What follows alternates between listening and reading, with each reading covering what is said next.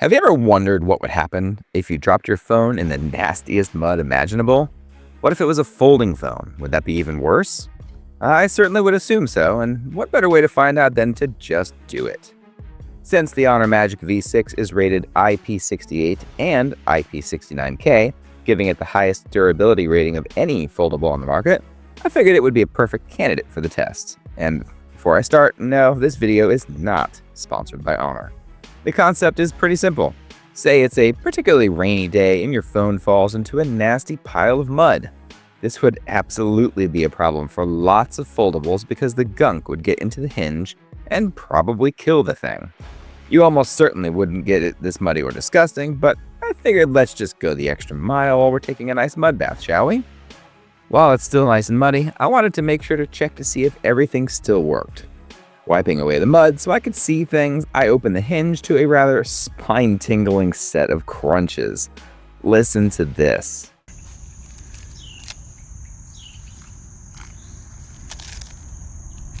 Yeah, I've heard this kind of thing from foldable hinges before, but I was obviously concerned given the ridiculousness of the test.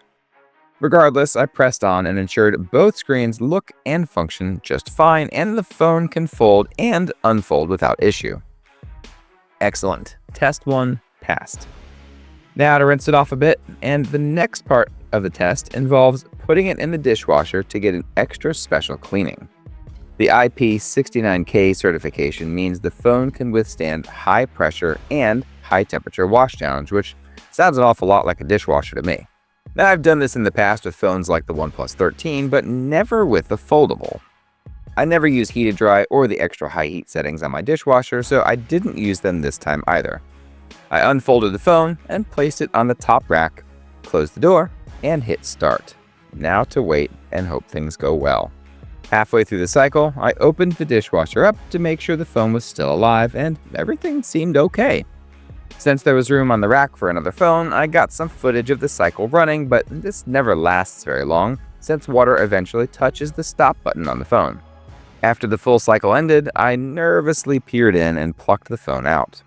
A quick tap on the screen confirmed that it was still on and functioning, and once I unlocked it, I saw this little message about the phone getting hot.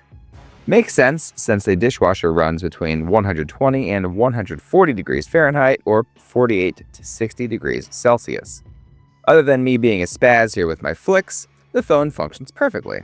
The only damage I see from this wild day are a few scratches on the inner screen protector, likely caused by slathering the mud around on it earlier.